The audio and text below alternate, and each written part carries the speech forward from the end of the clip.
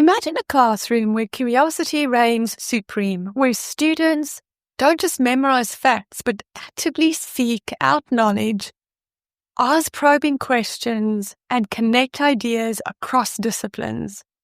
In today's episode, we're going to explore the transformative power of inquiry-based learning and uncover some compelling reasons why this approach can revolutionize, yes, revolutionize education. Stay tuned to discover how fostering a spirit of inquiry can ignite a passion for learning and equip students with the skills they need for the future. Hello and welcome to Blooming Curious, a podcast dedicated to reimagining early childhood education through the power of curiosity. We explore the strategies that inspire a lifelong love for learning in children. So if you're an educator or a curious parent looking for creative, meaningful ways to engage children and move beyond the talk and chalk traditional classroom approach, then this is the podcast for you. So there are a few reasons why, as educators, we really should be adding inquiry-based learning as a strategy to our quiver of teaching strategies. And probably the one that I think is the most important is the fact that inquiry-based learning improves student motivation. We're all talking about how demotivated students are, how they can't focus, how they're not interested in anything. And yet we have a strategy called inquiry-based learning that is probably one of the best ways to engage students.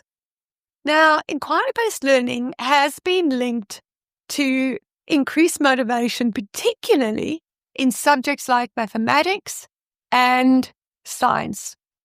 The research indicates that the specific benefits of inquiry-based learning in mathematics include things like improved student motivation and understanding. Learning has to be lived and applied to real-world applications. That's why things like loose parts and manipulatives that we use in our classrooms in early childhood settings and even in primary school settings are so important so that students can really make that learning concrete and so that they can have a hands-on approach and so that they can see and feel and experience how learning is transferable and how learning is valid in every areas of their lives. Now, a study undertaken by the Centre of Education Research in Sydney actually shows that a major factor in student engagement often is curriculum content being relevant to their lives outside of the classroom. So if children can't connect that what they're learning is actually relevant to them outside the classroom, they are not going to be engaged. So often when you're teaching a concept, they'll say, well, when am I ever going to use this? I'm never going to learn this again. It's no use to me. They're not going to be engaged. So we as educators have to, it is absolutely imperative that we find ways where we can help students connect what it is that we're teaching and what they're learning to their own life experience, to real world contexts for them. Now, two key ways that we can enhance this real-world relevance in our lessons are inquiry-based learning and also localizing our curriculum to provide authentic context for teaching and learning. So things like making it real. So, for example, if you had a school garden where you're growing some salads or vegetables, is actually when you're going to tend to that garden and you harvest those fruits and vegetables or herbs or whatever, and then you actually have a cooking experience and you cook them and then the students eat them. That's this whole kind of experience where it's authentic and it's outside of just the classroom. And even in high schools, they found that if they're teaching mathematical concepts, for example, but they then go and they use them in real life situations in a work environment or in industry, that makes things a whole lot more real for children. And they can then see the connection between what they're actually learning at school and how they can apply it in real world situations. And when students see that things are relevant and applicable to their lives, they are more engaged. Now, another benefit of inquiry-based learning that we should absolutely always keep in mind and never to be overlooked, and that is the promotion of critical thinking and problem solving. By engaging in inquiry, students are enhancing their problem solving abilities, their critical thinking skills. They learn to approach problems from multiple angles and develop well-developed, well-supported conclusions. Now, I'm not just sucking this stuff out of my thumb. I'm giving you these things that have come from real peer-reviewed studies, and I'll put the links to all of this in the show notes so that you can read up and see this for yourself. When you're giving children real problems that they should solve, using hands-on equipment and manipulatives, this becomes a lot less boring than us as educators standing in the front of the classroom, explaining something and then giving them a worksheet to fill out. It's very robotic to do it that way, not even to mention boring. I don't know about you, but as a teacher, I find that boring. It's boring to teach in that way. So we have to promote critical thinking. Our world today can be so blinkered. We have people all the time telling us how to think, what we can do, what we can't do, what's right, what's wrong. This is how we must follow. This is the path. What absolute nonsense. Our job as educators is not to get children just to regurgitate something that we are teaching. It is to get kids questioning. It's to get them to have a look at information that we provide them with, and then for them to see, well, is this actually factually true? Is there a bias? Are there other ways I can solve this problem? Is there another way I can think about this? That's real education. Children, students have to do the work. They have to do the thinking, not us. Our job is just to give them the information and then teach them how they go further. Now, the other thing is, and this is what I love about inquiry-based learning, is that it also encourages a lifelong love of learning. John Dewey, an educational reformer, emphasized the importance of active learning, stating that education is not preparation for life. Education is life itself. I'm going to say that again. John Dewey said that education is not preparation for life. Education is life itself. So inquiry-based learning instills this love of learning that extends beyond the classroom. We've got to give. Another thing that John Dewey said was give the pupil something to do, not something to learn. And the doing is of such a nature as to demand thinking. That the doing is learning itself. That learning naturally results from the doing. Children are born naturally curious. And there's so many researchers and educational leaders in educational thinking that have come up and said, well, you know what, as schools and educators, we've actually schooled a love of learning out of children. And it's because I think we've taken the doing out of learning. All of us, if you think about the way you learn best, yes, there are people who learn in different ways, but we learn by doing. You don't learn how to poach an egg just by watching a video or by reading about it. You learn how to poach an egg by doing it. And if you mess up, you think, oh, golly, what did I do wrong? And you repeat it and you try it again until you can improve on how you poach your egg. This is just a simple example of what it is. But when you're actually doing it, it encourages that love for lifelong learning. And that's our job as well as educators. That should be our objective every day when we enter the classroom is, how can I get these kids to love learning? Inquiry-based learning also builds creativity. Through inquiry, students are encouraged to think creatively, to explore multiple solutions, and to come up with new and original thinking. We need innovators in the future. The world is changing so fast.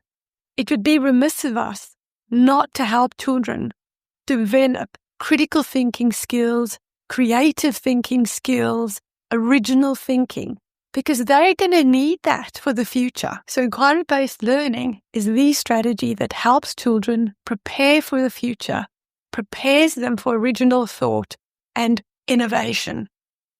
Inquiry-based learning also helps children to demonstrate the interconnectedness in knowledge. It helps students make those connections between different subject areas. It enhances their overall understanding and appreciation of how knowledge is interrelated. Now, if you listen to episode 61, which is last week's episode, where Tanya Gilchrist spoke exactly of this, that teaching subjects in silos is really an archaic way of teaching. It benefits no one. It takes up more teacher time, and children can't make connections to other subject areas. Therefore, they don't see the relevance to themselves, and so they disengage.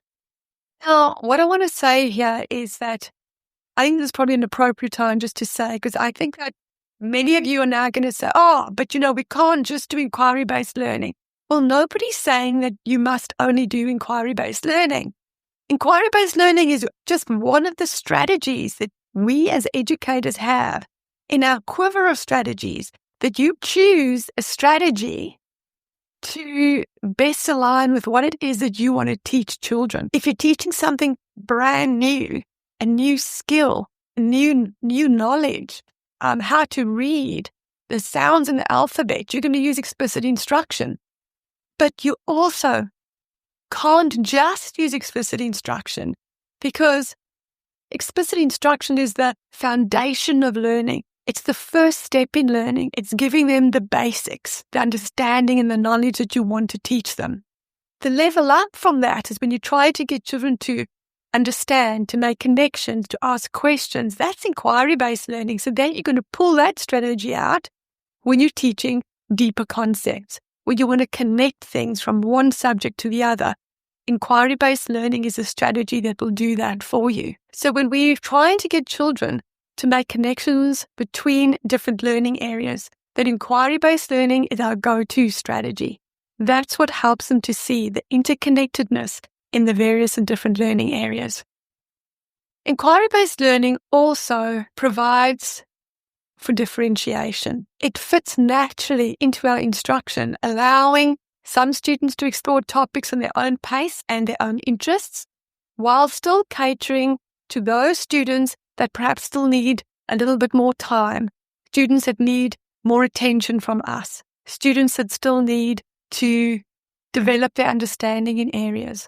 So inquiry-based learning helps those kids that are ready to go ahead. It gives them the tools to do that so that we as educators don't have to hold those children back.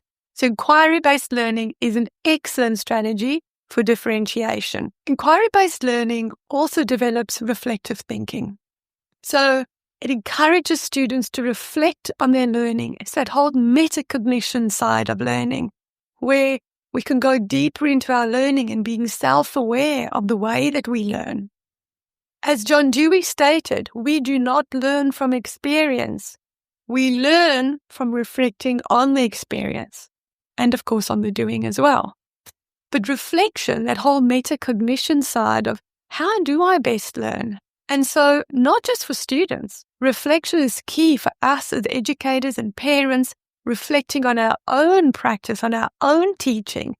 That is what makes us better teachers. If we just go through the days and through our weeks and through our months and through our years doing the same thing over and over again, well, as Einstein said, that's insanity, because we can't keep doing the same thing over and over again and expecting a different result. So reflecting on our learning and asking ourselves questions in terms of how the experience was, that's going to give us such deep insight into our own learning, and it's going to give deep insight into students' learning. And of course, there's a downside to inquiry-based learning, and that is that students require instructional support.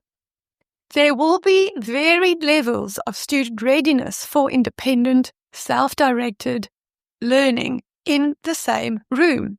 And that's why as educators, it's our job to always keep learning, to do research, to do the reading, I've seen teachers say that they just love inquiry, but they don't have the time to fit it into the curriculum demands because their students don't have the necessary skills and they don't have the time to teach those skills.